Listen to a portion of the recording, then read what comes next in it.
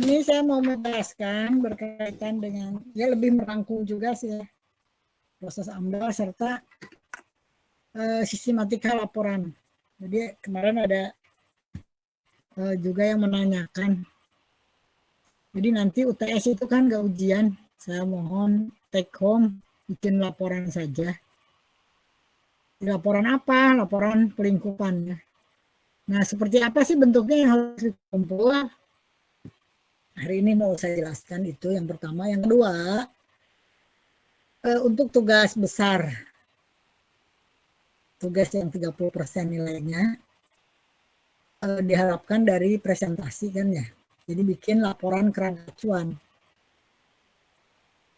Jadi kerangka acuan itu semacam apa sih, draft atau blueprint. Nanti kalau mau buat laporan andalnya itu ya yang dijadikan rujukan atau dasarnya adalah kerangka acuan ya. Nah, sedangkan pelingkupan itu tahap awal katanya ya, langkah awal sebelum kerangka acuan itu kan. Jadi itu yang mau saya jelaskan hari ini. Mungkin nanti agak mundur sedikit ke belakang, jadi saya jelaskan dulu agar lebih paham ya.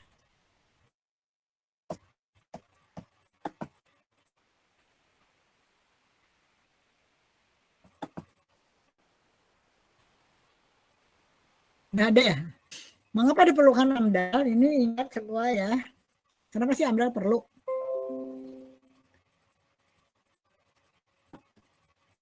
Intinya kan, dari awal sudah dikatakan AMDAL itu kan dalam rangka mentaati undang-undang ya, peraturan pemerintah. Kan yang dipakai acuannya juga undang-undang. Jadi ada undang-undang, ada peraturan yang mengatur bahwa setiap rencana pembangunan harus dilengkapi dengan semacam izin lingkungan ya. Jadi harus dianalisis dulu dampak lingkungannya. Gitu. Jadi AMDAL ini kenapa harus dilakukan? Ya pada dasarnya agar kualitas lingkungan itu tidak rusak akibat adanya proyek pembangunan. Itu yang harus dicamkan. Ya, pembangunan itu kan tetap harus dilakukan ya. Jadi atas nama apa? Kesejahteraan manusia, untuk kesenangan, modernisasi dan lain-lain. Jadi untuk pembangunan ekonomi, teknologi dan lain-lain kan itu. Nah, karena dengan merubah lingkungan itu pastinya ada dampak ya, baik positif maupun negatif. AMDAL itu tadi salah satu ya studi atau analisis untuk melihat lingkungan tadi bagaimana ya. Ya kalaupun ada dampak nggak apa-apa. Karena apa? Karena setiap perubahan itu pasti ada dampak ya. Hanya dampak ini diharapkan itu banyak yang positifnya atau banyak manfaatnya daripada yang negatifnya. Itu ya. Siapakah yang harus melakukan AMDAL? Pasti ya prakarsa ya. Owner. Kenapa? Karena yang menyebabkan timbulnya kerusakan, pencemaran, perubahan lingkungan kan yang punya rencana membangun ya. Nah, orang itu bisa siapa aja, bisa individu, bisa konsorsium, gabungan, bisa pemerintah, ya, bisa juga pemerintah dari dana bantuan asing, pinjaman lunak, sofon dan lain-lain ya. Yang pasti penyebab timbulnya pencemaran kah, timbulnya kerusakan lingkungan dan lain-lain. Itu yang harus melakukan. Jadi yang membiayai studi AMDAL itu, yang membayar konsultan itu adalah Pemrakarsa. Itu ya. Yang perlu juga dipahami. Nah, peranan AMDA dalam perencanaan proyek atau dalam rencana pembangunan ya. Jadi bisa fisik ya, sifatnya bisa juga non fisik ya. Ya meskipun yang sepertinya terlihat itu fisik, misalkan lahan berubah, tadinya ada tanaman dibuang tanamannya jadi berubah, tadinya kebun dirubah jadi lahan pemukiman. Tetapi yang non fisik itu yang tidak boleh diabaikan. Apa itu non fisik? Ya psikologis kah, ya, sosial, ekonomi kan non fisik, tapi memang itu akan terdampak dengan adanya pembangunan. Yang paling sederhana aja ke hubungan kekerabatan ya, kekeluargaan juga itu masuk salah satunya. Jadi dengan studi AMDAL itu harapannya nanti keputusannya ya, dalam pelaksanaan proyek pembangunan itu akan tidak merugikan pihak manapun. Ya, gitu. Biasanya dalam pengelolaan proyek ya, nanti fase-fase dalam pengelolaan proyek itu ada fase identifikasi, ada studi kelayakan, ada perancangannya, ada pembangunannya. Nah, ini akan tertuang nanti di mana? Di deskripsi proyek ya. Jadi harus dicermati deskripsi proyek itu. Yang mau menganalisis dampak lingkungan itu mengkaji deskripsi proyeknya dulu ya, baru nanti melakukan pelingkupan. Ini ya setelah studi kelayakan dari sisi teknis memungkinkan, dari nilai ekonomis juga menguntungkan ya. Nah itu bukan hanya teknis dan ekonomis, tapi studi kelayakan secara lingkungan juga harus dipertimbangkan. Makanya ini jadi exit permit ya, AMDAL itu idealnya. Di proyek itu berjalan sebaiknya setelah studi-studi ini ya. Nah AMDAL ini adalah studi kelayakan lingkungan. Kalau kelayakan ekonomi sudah dihitung dengan cermat biasanya menguntungkan ya, itu di sisi ekonomi ya pastilah. Kelayakan teknis memungkinkan enggak secara teknologi itu. Jadi peranan AMDAL dalam perencanaan proyek itu yang pertama katanya, laporan AMDAL ini merupakan dokumen yang penting sebagai sumber informasi yang detail mengenai keadaan lingkungan. Pasti, karena kan ada tahapan apa pelingkupan ya, lingkup roda lingkup awal sebelum ada pembangunan. Lalu informasi yang sangat bermanfaat bagi banyak keperluan nantinya itu dimanfaatkan ya. Sebagai informasi pembanding dalam melakukan pemantauan. Hanya kan dianjurkan membaca dokumen yang lain, dokumen AMDAL yang lain sebagai pembanding ya. Jadi sangat ini. Atau misalkan untuk lokasi sebelahnya kalau mau dibangun dan lain-lain itu kan diperlukan AMDAL tetangganya itu ya. Gitu. Atau bahkan kalau di pengadilan juga ya, kalau ada tuntutan pihak yang merasa dirugikan itu, kalau masih dari studi, nah kalau bagi pihak-pihak misalnya bagi pemerintah, ya pastilah pemerintah dibantu ya. Kan ada kebijakan, ada regulasi, dengan studi AMDAL tadi kan sudah membantu dalam pengambilan keputusan ya. Jadi pemerintah nanti tinggal menilai aja, karena pihak yang berkepentingan di sana akan terlibat. Bagi pemilik proyek jelas. Karena tadi ya salah satu syarat secara teknologi sudah memenuhi, secara ekonomi memenuhi, kalau secara lingkungan tidak, itu harus ini juga ya, jangan dianggap enteng. Ya banyak juga sih sampai saat ini yang nekat aja ya. Itu sebagai sumber informasi lingkungan di sekitar proyek ya. Bagi owner apa sih? Ya, bagi owner ini ya sebagai pemilik modal di sini, terutama misalnya pihak bank, kalau si owner itu minjam uangnya dari bank ya, itu penting sekali.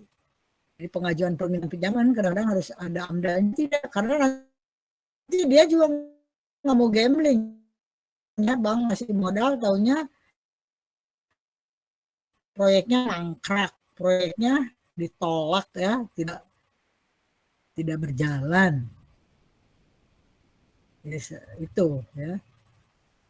Jadi tidak lain mungkin bagi pemilik modal ini ya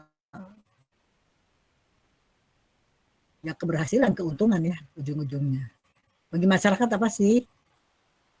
Yang pasti masyarakat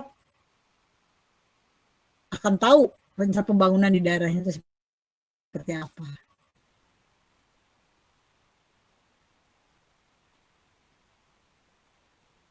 Lalu mengetahui perubahan lingkungan di masa nanti ya, di sesudah proyek berjalan. Karena kan sebelum proyek berjalan itu sudah dikaji ya, itu jadi sangat bermanfaat. Atau kegunaan lainnya ya, bagi efek ilmu pengetahuan kadang perlu didasari oleh AMDAL ya. Jadi itu banyak manfaatnya. Efektivitasnya bagaimana sih dengan dalam proses perencanaan proyek? Selama orang sudah dibangun ya, baru di studi lingkungannya. Dan itu yang banyak terjadi juga mungkin. Akhirnya ya dampak yang dirasakan dulu baru ribut di akhir. Padahal sebaiknya kan dampak lingkungan teh dikelola dulu sebelum proyek berjalan. Lalu tidak ada pemanfaatan baik pada pelaksanaan maupun operasional. Akan kurang ya. Lalu bisa gunakan AMDAL untuk membenarkan diadakannya itu akhirnya tidak efektif ya. Jadi seolah AMDALnya sudah ada, nggak tahu ya. Padahal tidak ada, bodong atau apa, banyak itu terjadi.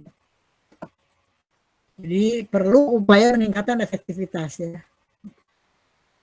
Jadi selain tadi tidak boleh terlambat, ya tetap ya izin itu tuh harus betul-betul dikeluarkan oleh Pemda setempat atau ya instansi yang berwenang, agar apa? Agar tadi jangan sampai merugikan orang banyak. Ya, banyak data yang kurang relevan dengan masalah yang terjadi itu kadang-kadang itu juga ya menyebabkan tidak efektif. Kemudian juga harus sedemikian rupa buat laporan itu harus mudah dimengerti oleh banyak orang. Karena kan multidisiplin ilmu ya, tim penyusun atau tim analisisnya itu. Kalau ada rekomendasi bagaimana cara mengelola dampak tadi, harus jelas, harus spesifik. Jadi tinggal operasional saja nanti instansi yang dilibatkan. Siapa yang membiayainya pengendalian tadi? Ya harus owner yang pemilik modal ya, yang memberikan penyuluhan, yang memberikan apa pendampingan ya. Dan pokoknya yang terlibat dalam pengendalian dampak itu ya owner ya. Tentu dibantu atau kerjasama. Yang pertama yang terdampak misalkan masyarakat atau instansi terkait ya, apapun itu.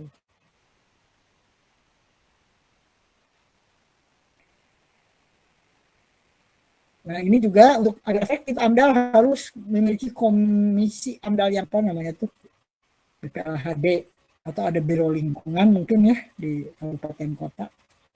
Jawa Barat itu ada BPLHD-nya. Jadi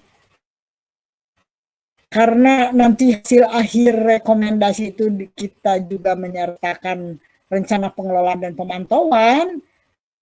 Nah justru dengan ada pemantauan ini harus dijadikan umpan balik ya, baik itu dalam menegur owner ya, gitu, ataupun memberikan masukan kepada pemerintah. Jadi 3 komponen yang terkait dalam penyusunan AMDAL itu siapa saja?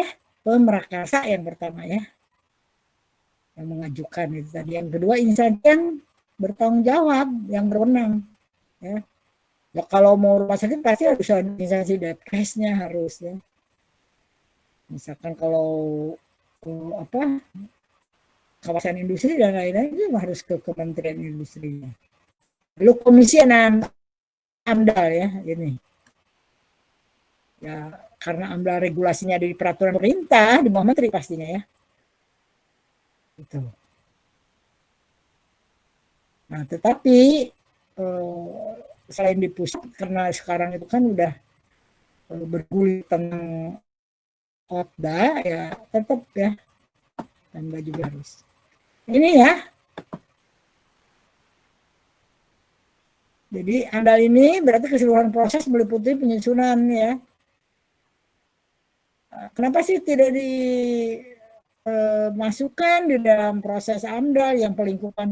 Kan sudah dikatakan ya, sudah dijelaskan juga bahwa pelingkupan itu proses awal ya. Itu bagian dari kerangka acuan. Nanti di sistematik kerangka acuan di dalamnya ada ya hasil pelingkupan. Lingkup wilayah studi. Meliputi apa saja, ada batas-batas. Nah itu nanti di dalam kerangka acuan ada. Tapi karena pelingkupan ini proses awal, makanya perlu dipelajari. Yang kemarin kita nyoba, saya kasih form ya di Google Form yang diisi itu, data awal saja. Nanti coba buat laporannya ya sebagai UTS. Apa saja nanti ada sistematikanya yang harus dibuat ya. Sampai situ dulu, silakan yang boleh diskusikan dulu. Ini mengulang lagi ya, enggak? Udah kebayang ya. Jadi nanti ketika membuat laporan pelingkupan individu masing-masing ya, silakan berkreasi sesuai dengan sistematikanya. Paham ya? Sekarang udah diulang-ulang. Nah, kalau kalau yang minggu lalu metode dijelaskan itu untuk apa? Kan untuk membantu ya. Membantu dalam mengidentifikasi dampak, membantu dalam mengevaluasi. Nanti di mana? Ya kan nanti dalam laporan analisis itu kan kita harus bisa memprediksi. Untuk memprediksi dampak besar penting itu ya harus diidentifikasi dulu ya. Harus dievaluasi. Karena kalau tidak kan kita tidak mengerucut ya. Apa sih yang harus dikelola? Itu ya. Jadi dimanfaatkan metode yang berbagai macam tadi. Mana yang baik? Ya sesuai dengan kondisinya. Sampai di situ silahkan. Barangkali ada yang mau didiskusikan agar lebih jelas nanti. Enggak.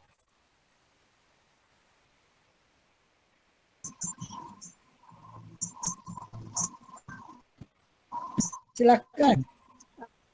Dan mungkin kalau yang Ibu jelaskan tadi sih sudah, insya Allah sih sudah saya tangkap ya Bu secara pribadi.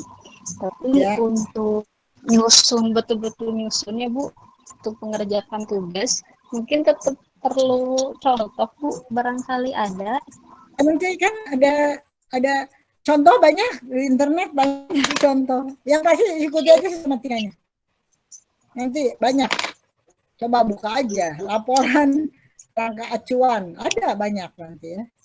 Karena Ya, tadi dari awal saya katakan ini tuh kita mau melaksanakan regulasi kan pedomannya ada. Sama seperti bikin laporan-laporan di dinas di apa kan kita ikuti aja POM draft sistematikanya, ikuti itu saja. Nah justru kalau ngikut nanti ada ya apa saja sih isinya barangkali itu ya dijelaskan. iya Bu. Yang dimaksud, nah, jadi yang dimaksud apa misalkan dalam pelingkupan kan mau melaporkan hasil kita ke lapangan ya. Ke lapangan itu kan kita sudah meninjau apa saja sih yang perlu dilaporkan. Padahal kan pelingkupan itu harus merekomendasikan kira-kira kan kita sudah bisa memprediksi isunya tuh apa kira-kira sih dengan dibangun itu gitu kan. Dari mana taunya? Kan kita identifikasi ya. Identifikasi pakai metode atau dievaluasi juga pakai metode dengan metodenya ya bisa formal bisa informal silahkan ya diarahkan dengan diskusi juga bisa ya enggak itu ya kita lanjut dulu ya Tenun Bu. ya. Nah ini kan untuk laporan pelingkupan katanya diulang kembali ya ini pernah dijelaskan juga kan pelingkupan itu proses awal ya untuk menentukan lingkup permasalahan dan mengidentifikasi dampak penting hipotesis ini kalau dampak penting hipotesis itu berarti dampak hasil evaluasi ya tuh akan merugikan jadi ini udah ada ukuran dampak yang itu ya itu jadi ada ukurannya nggak bisa tapi kalau misalkan yang apa tidak terlalu penting untuk apa diungkapkannya atau dianalisis lebih jauh nggak perlu dikelola misalkan. Nah, ini tujuannya dengan pelingkupan itu kan tahu ya jadi merumuslah dengan melingkup dulu so kalau nggak dilingkup dulu nggak tahu mana sih kira-kira yang akan berdampak besar dan penting ya karena langsung misalnya ya pastinya akan meraba-raba ya karena belum fokus sedangkan dengan pelingkupan itu akan fokus ya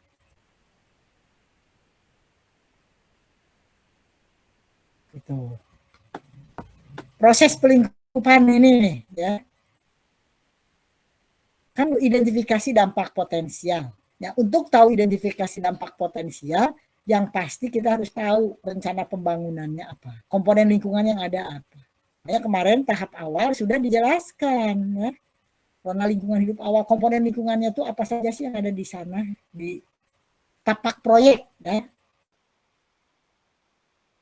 Itu. Barulah bisa diidentifikasi dampaknya. Kan untuk mengidentifikasi dampak itu susah. Namanya kita kan mau memprediksi, mau meramal. Pakai ilmunya ya. Pakai ilmunya itu tidak harus ya, tidak selamanya harus formal, kan bisa juga informal. Atau dengan Anda banyak baca dan lain bisa menganalisis itu ya. Karena kan pakai ini pustaka dengan metode itu kan tidak kaku ya. Apakah harus selalu pakai matrik, apakah harus selalu pakai, ya silahkan bebas, hanya gitu ya, sebaiknya dibantu itu kan nanti akan lebih jelas kelihatan ya. Itu jadi ketika diidentifikasi ini hanya diinventarisir. Kalau kemarin hasil yang sudah saya lihat kan banyak lah urutannya komponen lingkungan yang sudah dicantumkan. Ada juga yang belum mencantumkan komponen kesehatan masyarakat ya. Ada di situ yang harus nanti dimunculkan ya. Seandainya itu nanti menjadi dampak besar, penting apa sih solusi yang bisa diberikan oleh ahli kesehatan masyarakat misalnya? Apakah dengan membangun apa sarana prasarana kesehatan di sana, ataukah apa ya akses yang termudah agar masyarakat itu tadi mendapat pelayanan kesehatan yang cukup baik. Ya. Jadi pada tahapan identifikasi kan masih menginventarisir ya. Nah ini nanti sudah diidentifikasi ada evaluasi ya. Nah setelah evaluasi nantinya info lewatnya satu lupa. Nanti di akhirnya itu pemusatan itu tadi focusingnya itu hanya ke isu pokok saja. Jadi hasil dari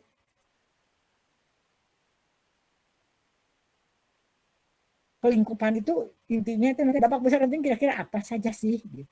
Dari komponen lingkungan yang ada puluhan tadi yang akan terkena yang berdampak besar dan penting itu kira-kira ada berapa komponennya. Itu dengan pelingkupan itu bisa muncul seperti itu. Nah itu ya tahapan yang selanjutnya ketika pelingkupan itu ada melingkup wilayah studi ya. Jadi wilayah studi itu harus dipertimbangkan batas-batas dan ruangnya. Ini sudah paham dijelaskan ya. Batas proyek atau tapak proyek itu di mana pembangunan dilaksanakan. Kalau batas ekologis itu ruang persebaran dampak adanya usaha lain itu berkaitan dengan ya nggak jauh-jauh lah tentang lingkungannya. Kalau limbah, kalau bicara buangan misalnya, kemana ngalirannya ya? Oh katanya agar tidak ke clear ya. Udahlah di apa namanya ditanam di bawah tanah ya, pakai drum misalkan limbah itu kan aman disimpan, nggak usah dibuang ke lingkungan kotak. Tapi itu pernah terjadi di Amerika sendiri ya. Jadi semua limbah-limbah bahaya itu dikasih drum, dibuang di mana gitu ya, ditimbun. Nah suatu saat itu kan proses alamiah ya, sampai bisa meledak juga. Akhirnya dampaknya bisa kemana-mana. Itu ya. Jadi batas-batas ini harus jelas, batas ekologis. Batas sosial sudah dijelaskan juga ya. Jadi interaksi sosial. Ya. Budaya ada juga yang masuk ke situ nantinya ya. Lalu batas administratif, yang punya wilayah siapa ya? Kalau yang kemarin apa sih batas administratifnya? Apakah kemarin hanya di minimal ada gambaran, kemarin mudah-mudahan ada yang foto ya, digambar di baliho itu ada ya, ada denah. Nah di situ kelihatan batas apakah Kota Bandung, Kabupaten Bandung itu saja atau ke sebelah sananya ada kabupaten karena ada dua ya, Kabupaten Bandung misalkan timur dan barat kan beda ya. Di Kabupaten Bandung itu termasuk di wilayah timur, tapi kalau barat itu ya KBB. Jangan-jangan berbatasan juga dengan Lembang kan sebagian Bandung Barat ya.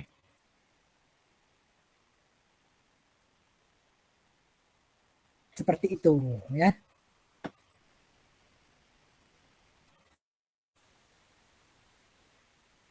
Ya, jadi apa isinya? Isinya tadi laporan pelingkupan itu melaporkan ini ya, membuat lingkup wilayah studi.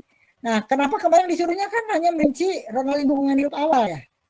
Ya iya, karena apa? Tahunya akan terdampak itu lingkungan yang ada di sana yang sudah dicat kemarin itu kira-kira dengan dibangun Grand Cilengkrang tadi akan terdampak tidak? Misalkan nanti ada yang mengungkapkan, kan kita nggak tahu ya pembangunan di sana tuh tahapannya seperti apa saja. Kan kita harus mengabaikan bahwa di sana udah dibangun, harusnya kan sebelum kalau memprediksi ya. Kalau dulunya anggap aja di hamparan yang kemarin, di lahan yang kemarin itu seperti sebelah-sebelahnya ya, terdiri dari kebun-kebun, dari ya masyarakat di sana seperti itu misalnya. Lalu akan dibangun di sana klaster-klaster rumah-rumah seperti tadi. Nah, kira-kira dampak dan penting ya, apa sih akibat pembangunan perumahan tadi? Itu yang pertama ya. Jadi sampai misalkan diuraikan identifikasi dampak itu pakai metode, oh ternyata banyak ya komponen lingkungan akan terdampak. Ya nggak apa-apa kalau identifikasi, nanti dievaluasi mulai pakai ukuran dampak ya. Ukuran dampak yang sudah Anda hafal semua. Mulai dari jumlah manusia yang terkena dampak ya, jumlah luas persebaran dampak, sifat akumulasi dampak misalnya. Itu yang ukuran dampak besar dan penting itu dijadikan patokan ya. Seperti itu. Paham nggak ini? Dan yang kedua hanya dua ya, yang tadi identifikasi dan evaluasi serta akhirnya isu pokoknya apa. Nah, yang kedua itu tentang lingkup wilayah studi ya.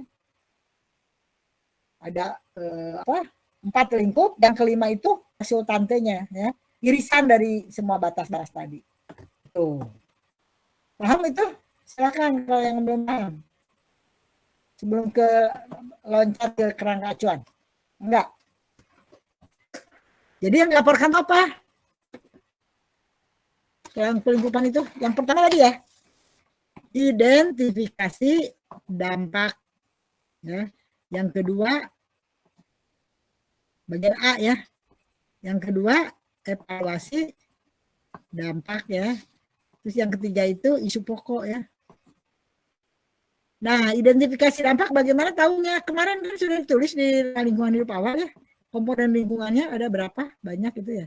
Nah, dilihat dengan adanya pembangunan perumahan terhadap komponen lingkungan yang sudah ada catat itu, mana sih yang terdampak?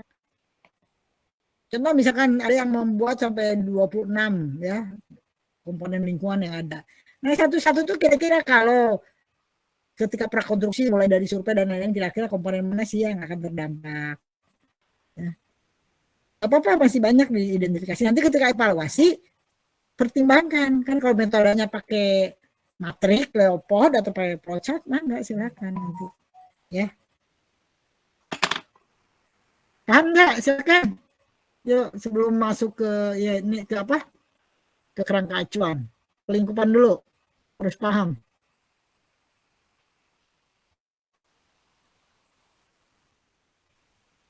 Seberapa banyak kalau lihat dari kemarin ya, dari yang hasil di POM itu, seandainya identifikasi, evaluasi, isu pokok 2 halaman mungkin ya. Lalu tadi lingkup wilayah studi 4 halaman, 1 folio cukup kan untuk UTS. Makanya saya katakan itu jadikan UTS saja ya.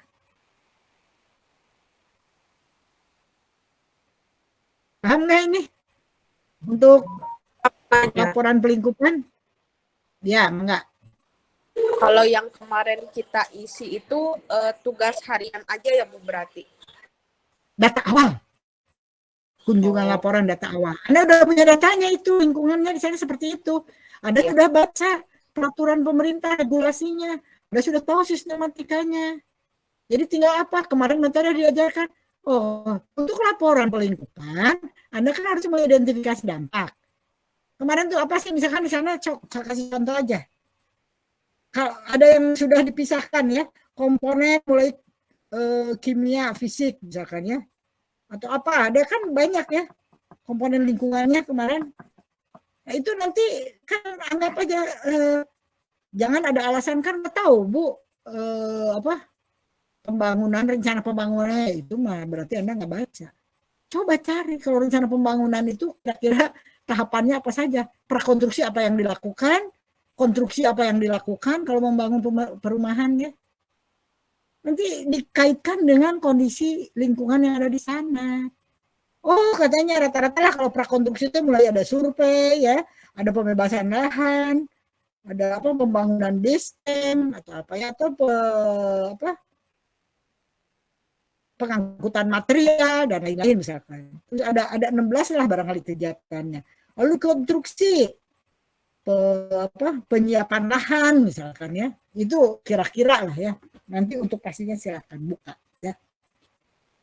Itu nanti kalau mau pakai metodenya misalkan matrik yang kolom ke bawahnya itu komponen lingkungan yang udah disusun oleh Anda yang kemarin ya. Boleh juga sudah dipisah-pisah, nanti kira-kira di ini aja, diinteraksikan kegiatan supaya terhadap komponen yang ditulis apa. Kira-kira ada yang terdampak tidak. Tapi jangan maksa ya, kalau nggak terdampak ya nggak usah dikasih cakra atau nggak usah dicontohin. Nanti dilihat banyaknya contohnya yang terkena dampak itu yang akan menjadi dampak besar dan penting. Gitu. Paham belum?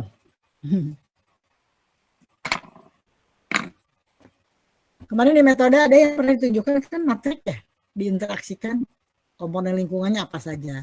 Coba dibuka lagi di metodenya. Sudah dikirimkan.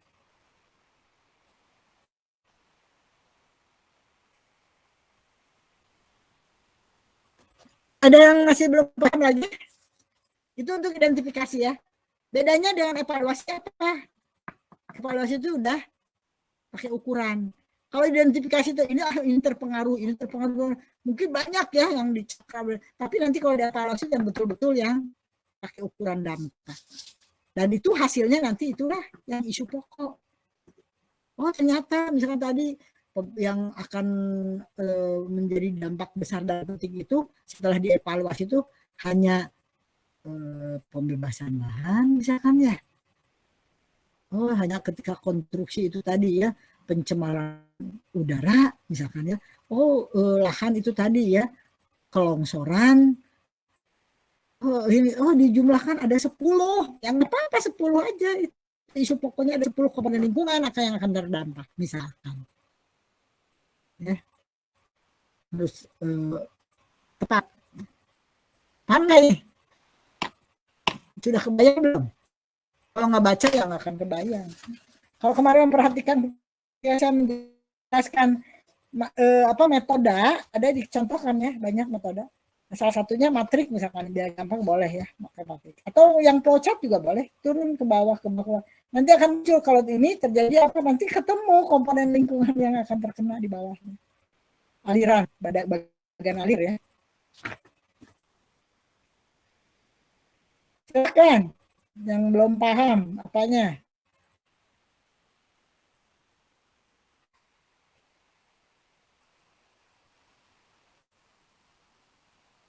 Halo.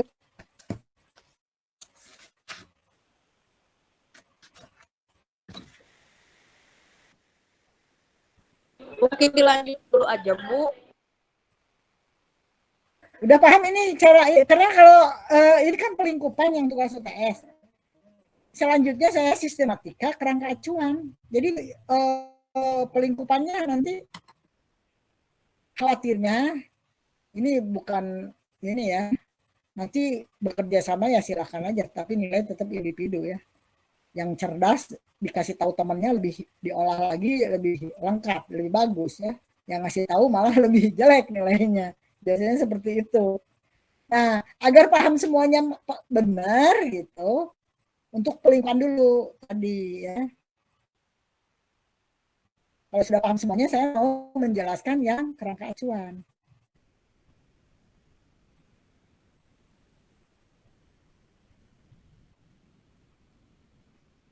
Nah, kalau yang itu yang tadi identifikasi sama evaluasi sama isu pokok, yang